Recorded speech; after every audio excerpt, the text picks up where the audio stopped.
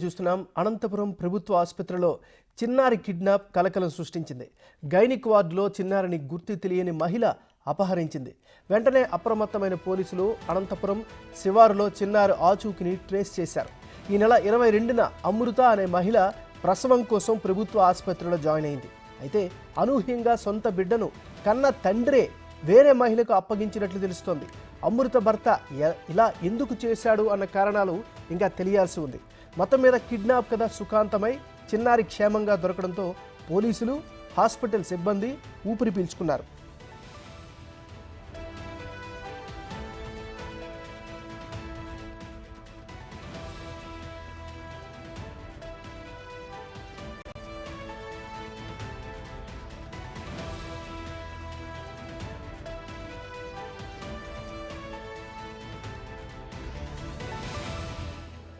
బులెటిన్లో మనం breaking news చూస్తున్నాం.